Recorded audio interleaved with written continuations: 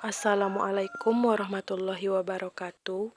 Perkenalkan, nama saya Melati Suci Amanda, peserta Latsar CPNS Pemerintah Provinsi Sumatera Barat, formasi tahun 2021, golongan 2, angkatan 13, kelompok 2. Baiklah, di sini saya akan menjelaskan secara ringkas mengenai nilai dasar ASN berakhlak, yaitu nilai dasar akuntabilitas.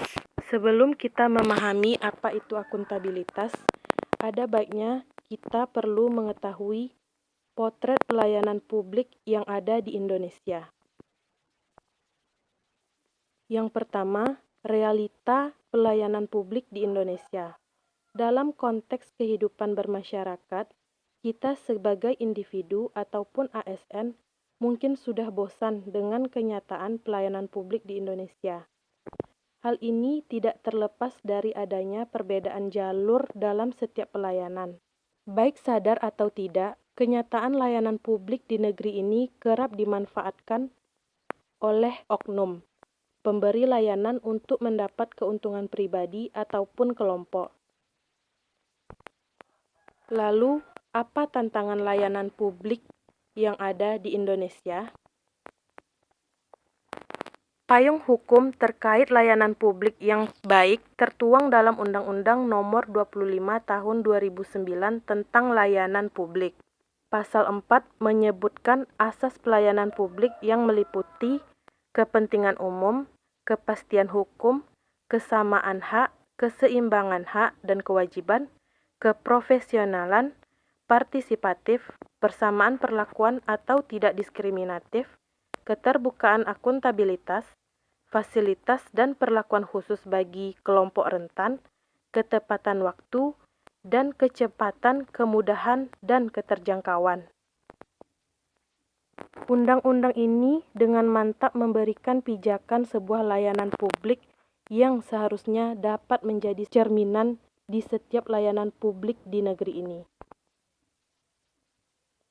Namun, sebuah aturan dan kebijakan di negeri ini kerap hanya menjadi dokumen statis yang tidak memberikan dampak apapun ke unsur yang seharusnya terikat. Aturan demi aturan, himbauan demi himbauan, sosialisasi demi sosialisasi, seperti tidak memberikan dampak yang kuat ke semua pihak. Sejak diterbitkannya Undang-Undang tentang Pelayanan Publik, dampaknya sudah mulai terasa di banyak layanan. Perbaikan layanan tidak terlepas dari upaya lanjutan yang dilakukan pasca diterbitkannya aturan.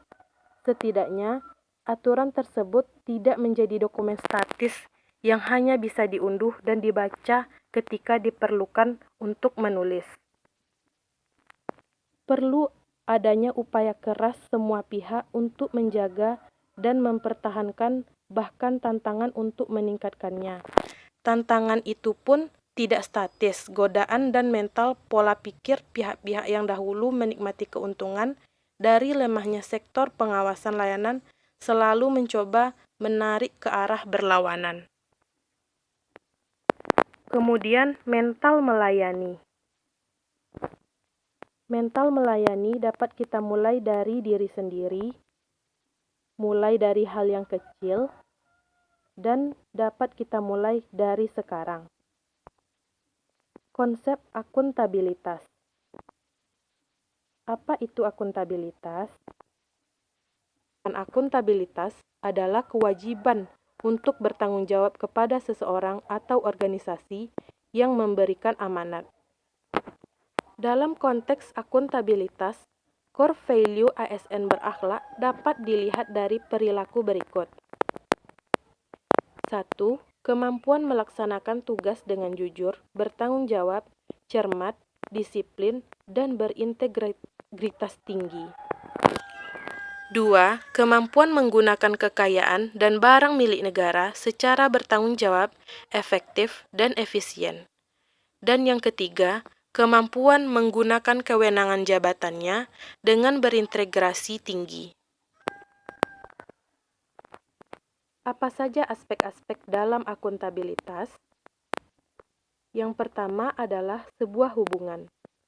Yang kedua, akuntabilitas berorientasi pada hasil.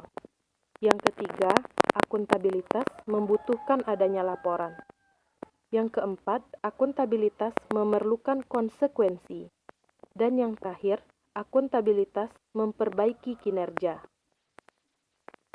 Pentingnya akuntabilitas. Akuntabilitas adalah prinsip dasar bagi organisasi yang berlaku pada setiap level atau unit organisasi sebagai suatu kewajiban jabatan dalam memberikan pertanggungjawaban laporan kegiatan kepada atasan. Tingkatan dalam akuntabilitas dimulai dari akuntabilitas personal, individu, kelompok, organisasi, dan stakeholder. Panduan perilaku akuntabel. Yang pertama, akuntabilitas dan integrasi. Akuntabilitas dan integrasi adalah dua konsep yang diakui oleh banyak pihak menjadi landasan dasar dari sebuah administrasi negara. Kedua prinsip tersebut harus dipegang teguh oleh semua unsur pemerintahan dalam memberikan layanan kepada masyarakat. Kemudian integrasi dan anti korupsi. Bangsa besar adalah bangsa yang meneladani integritas para tokoh bangsanya. Setidaknya mereka membuktikan bahwa negeri ini pernah memiliki pemimpin-pemimpin yang amanah, jujur, sederhana, dan sangat bertanggung jawab. Alat akuntabilitas yang ada di Indonesia.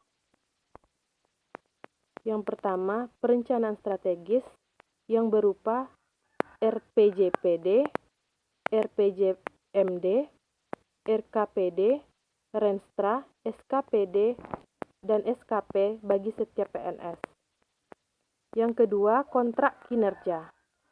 Dan yang ketiga, laporan kinerja, yaitu berupa laporan akuntabilitas kinerja instansi pemerintah atau LAKIP. Yang pertama, dengan kepemimpinan. Akan tercipta lingkungan akuntabel dari atas ke bawah, di mana pimpinan memainkan peran yang sangat penting.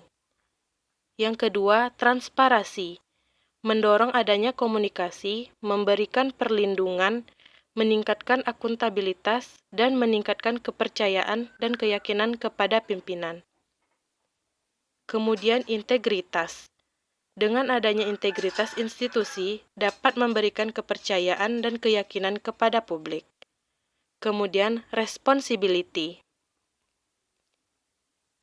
Responsibilitas terbagi dalam dua, yaitu responsibilitas perseorangan, adanya pengakuan terhadap tindakan yang telah diputuskan, adanya pengakuan terhadap etika, dan adanya keterlibatan konstituen.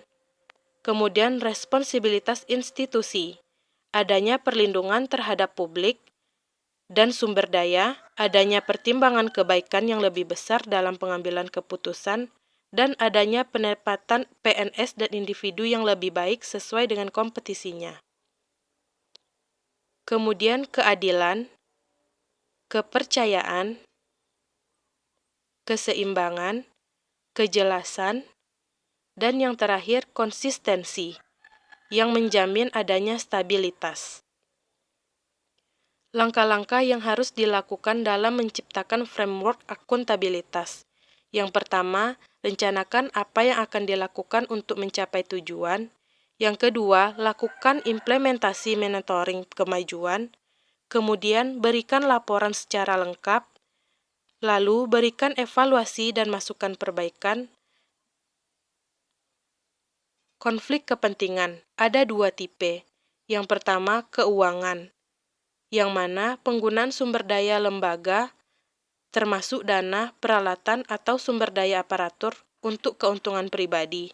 Contohnya, menggunakan peralatan lembaga atau dijual secara pribadi. Yang kedua, non-keuangan, penggunaan posisi atau wewenang untuk membantu diri sendiri dan orang lain. Contohnya, berpartisipasi sebagai anggota panel seleksi tanpa menggunakan koneksi, asosiasi, atau keterlibatan calon. Pengelolaan gratifikasi yang akuntabel. Gratifikasi merupakan salah satu bentuk tindak pidana korupsi. Dalam konteks nilai barang dan uang, ataupun konteks pegawai pejabat negara, gratifikasi bisa dikategorikan sebagai gratifikasi netral dan ilegal. Kemudian membangun pola pikir anti korupsi. ASN harus dapat memastikan kepentingan pribadi atau keuangan tidak bertentangan dengan kemampuan mereka. Kedua, ketika konflik kepentingan yang timbul antar kinerja tugas publik dan kepentingan pribadi atau personal, maka PNS dapat berhati-hati untuk kepentingan umum. Yang ketiga, ASN memahami bahwa konflik kepentingan sebenarnya dianggap ada atau berpotensi pada masa depan. Yang keempat, jika muncul konflik, ASN dapat melaporkan kepada pimpinan secara tertulis. Dan yang terakhir, ASN dapat menjaga agar tidak terjadinya konflik kepentingan dalam melaksanakan tugas. Akuntabilitas dalam konteks organisasi pemerintah, yaitu yang pertama transparansi dan akses informasi. Keterbukaan informasi telah dijadikan standar normatif untuk mengukur legitimasi sebuah pemerintahan.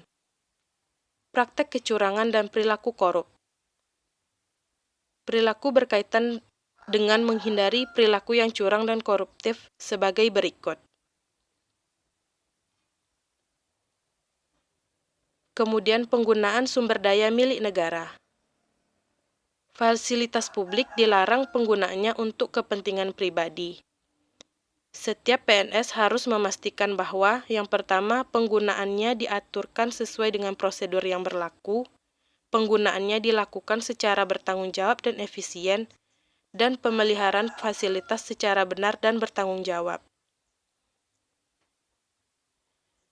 Penyimpanan dan penggunaan dan informasi pemerintah.